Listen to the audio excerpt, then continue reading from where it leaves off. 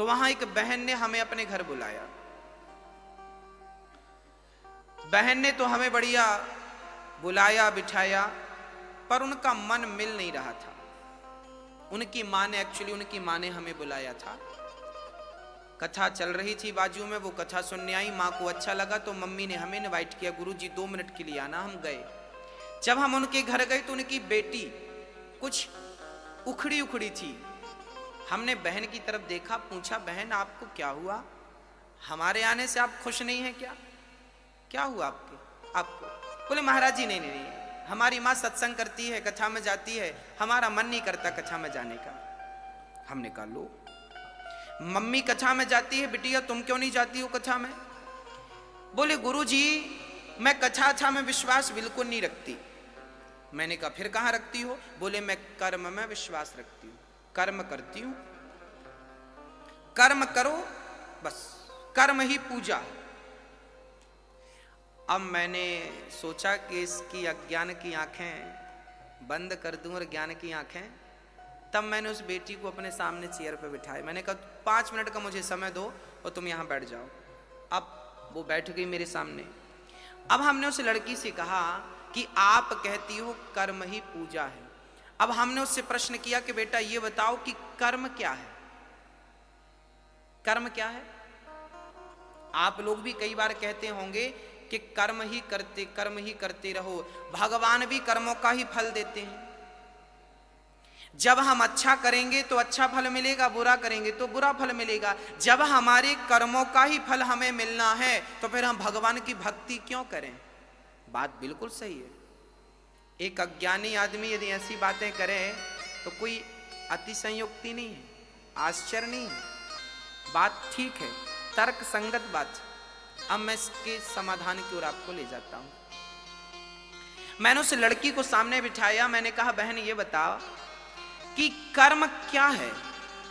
उसने कहा कि कर्म है सेवा करना, माँ बाप की सेवा करना, कर्म है पति की सेवा करना, कर्म है बच्चों को नहलाना धुलाना, स्कूल भेजना, उन्हें पढ़ाना लिखाना, खड़ा करना, ये कर्म है। हमने कहा बिल्कुल ठीक। अब हमने कहा कि देखो बहन, कर्म सब कुछ है। आंख की पलक झपक रही है, ये भी क्या हो रहा है? कर्म हो रहा है। आप यहां बैठे कथा सुन रहे हैं, क्या कर रहे हैं? कर्म कर रहे हैं। हम कथा सुना रहे हैं, क्या कर रहे हैं? कर्म कर रहे हैं। एक बेटा मां की आरती उतार रहा, क्या कर रहा है? एक आदमी दूध पी रहा है, क्या कर रहा है? कर्म। एक आदमी शराब पी रहा है, क्या कर रहा है? बोलो। दूध पीना भी कर्म है, तो शराब पीने वाला कहेगा मैं अपना कर्म कर रहा हूं। तो शराब पीना भी क्या है? तो गांजा पीना क्या है? ये तंबाकू खाना क्या? वो कहेगा हम तंबाकू अपना कर्म कर रहे हैं। मतलब संसार में जो है सब कुछ कर्म है। जो आप कर रहे हैं वो सब क्या है? यहां तक कि हमारा दिल धड़क रहा है, वो अपना कर्म कर रहा है। हमारा खून नासिका में दौड़ रहा है, हमारा खून दौड़ रहा है नसों में, वो रक्त क्या कर रहा है? अपना कर्म कर रहा है। भाई कर्म तो जो आप कर रहे हैं सब, माँ की सेवा करना भी कर्म है। और कोई बेटा माँ को हाथ पकड़ के घर से निकाल दे तो वो भी एक कर्म ही है। बोलो क्या है? समझ, इतनी बात समझ में आई तो मैं आगे समझाऊं। समझ में आ गई? संसार में हर चीज, पलक झपकना भी कर्म है, बोलना भी कर्म है, सुनना भी कर्म है, एक पांव रखा आपने वो भी एक कर्म है। अभी कलश यात्रा में आप गए थे, वो भी क्या कर रहे थे आप? कर्म था। कर्म तो न्यूट्रल है, वो कर्म सब कुछ है। अब आगे चलते हैं। अब हमने कहा बहन तू कहती है कि हम तो कर्म पे बिलीव करते हैं। हमने कहा बहन कर्म तो सब कुछ है भाई, परंतु अब आपको धर्म बताएगा कि कौन सा कर्म करना है और कौन सा कर्म नहीं करना। अब देखिए धर्म क्या है? धर्म है दर्पण, धर्म है दिया। धर्म बताता है कि ये करने योग्य है और ये करने योग्य। माँ की सेवा करना तो कर्म करो, पर माँ की कभी भी आलोचना ना करो, माँ का कभी भी तिरस्कार ये वाला कर्म ना करना। सच बोलना भी कर्म है और झूठ बोलना भी कर्म है, पर धर्म कहता है कि सच बोलने का कर्म तो करना, पर झूठ बोलने का अधर्म ना करना। ये कर्म तो सब कुछ है। अब आपको डिसाइड ये करना है कि कौन सा कर्म करने योग्य है। शास्त्र यही तो कहते हैं, वेद यही तो बताते हैं कि क्या करने योग्य है और क्या करने योग्य नहीं है। चलिए आपको और डीपली समझाते हैं।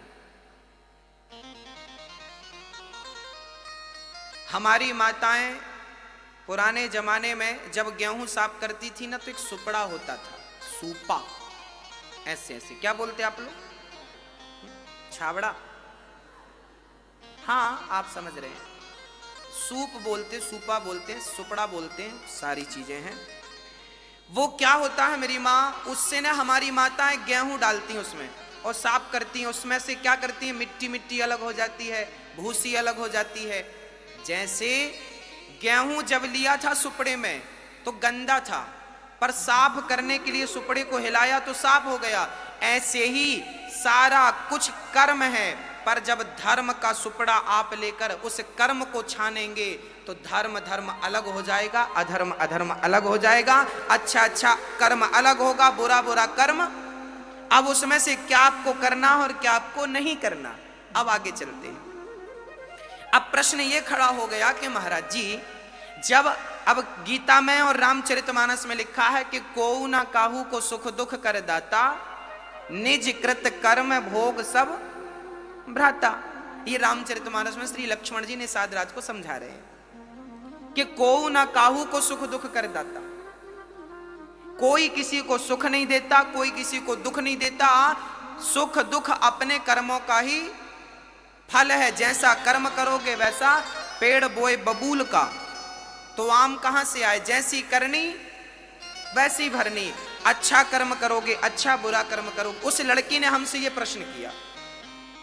उस लड़की ने कहा कि महाराज जी, जब हम अच्छा करेंगे तो हमें अच्छा मिलेगा, बुरा करेंगे तो बुरा मिलेगा, फिर भगवान की भक्ति क्यों करें? जब कर्मों का ही फल हमें भोगना है तो फिर भगवान की जरूरत क्यों है? अब हमने उसको इस प्रश्न का उत्तर दिया। हमने कहा बहन बात ऐसी है, एक गुरु के दो चेले थे, एक गुरु के दो शिष्य थे। एक शिष्य वैश्या के घर जाता था और दूसरा शिष्य कथा में जाता था। एक कथा सुनता था, एक वैश्या का मुजरा देखता था, नाच देखता था। एक दिन वो वैश्या के घर से लौटा तो उसे ढेर सारा सोना रास्ते में पड़ा हुआ मिल गया, माला माल हो गया। और ये जो सत्संग करने गया था, ये बाहर गया तो इसके पांव पे लोहे की कील लग गई, आर पार हो गई, हड्डी फाड़ती हुई निकल गई, लोहे की कील। लंगड़ाता लंगड़ाता गुरु के पास गया, गुरुजी देखो आपके भगवान ने क्या किया, उनका न्याय गलत है क्या? गुरुजी ने कहा बेटा ऐसा तो नहीं है।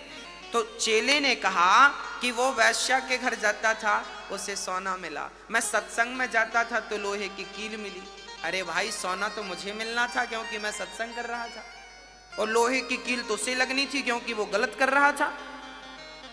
तब गुरुजी ने कहा बेटा तू भगवान के न्याय को समझता नहीं है, अब मैं तुझे ईश्वर का न्याय समझाता हूं। तब गुरुजी ने कहा बेटा ऐसा है कि तू वर्तमान को देखता है, तू प्रेजेंट में रहता है, जबकि परमात्मा जो भी देता है प्रेजेंट का नहीं भूत का देता है। बीता हुआ कल जो तुम्हारे साथ था उसका फल आज मिलेगा। समझाते हैं गुरुजी, बेटा बात ऐसी है कि जो वैश्या के घर जाता था ना, आज के दिन वो बहुत बड़ा राजा बनने वाला था, उसके भाग्य में राजगद्दी थी, पर वैश्या के घर जा जा करके उसने अपना सारा पुण्य नष्ट कर लिया।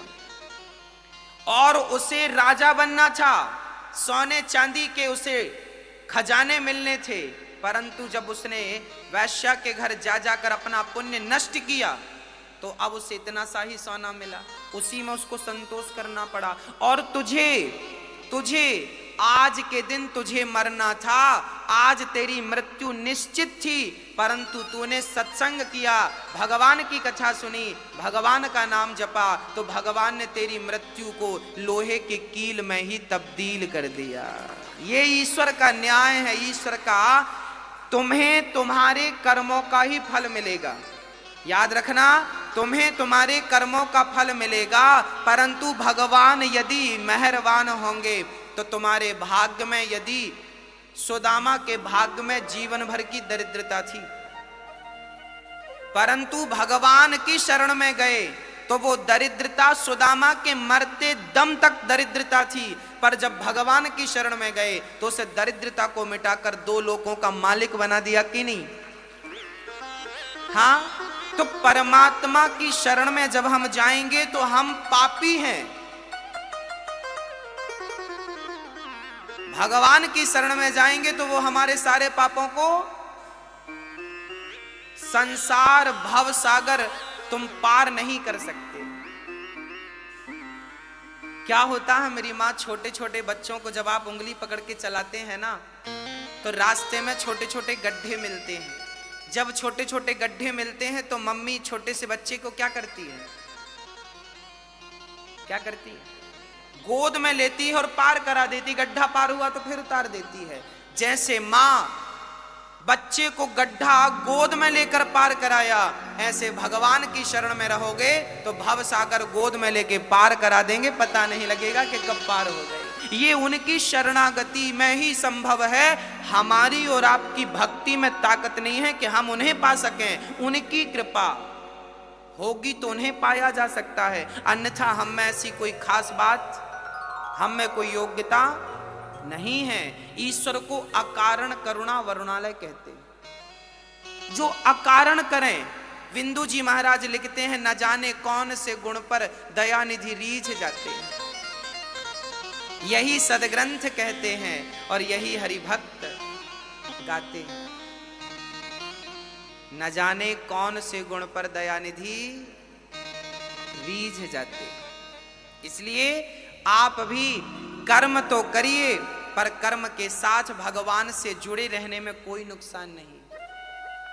कर्मों का फल तो मिलेगा, पर भगवान साथ में है तो तुम्हारे पक्ष में ही निर्णय होगा, बस ये मान लो। अर्जुन ने महाभारत लड़ा, क्या कृष्ण ने अर्जुन का गांडीव पकड़ के एक भी बाण चलाए? पूरे महाभारत में एक भी बाण चलाए क्या? पितामह भीष्म के सामने रथ का पहिया लेके दौड़े थे केवल एक बार बस। बाकी पूरे महाभारत में कृष्ण ने एक भी बाण किसी पर चलाए हो तो बताओ? नहीं चलाए ना।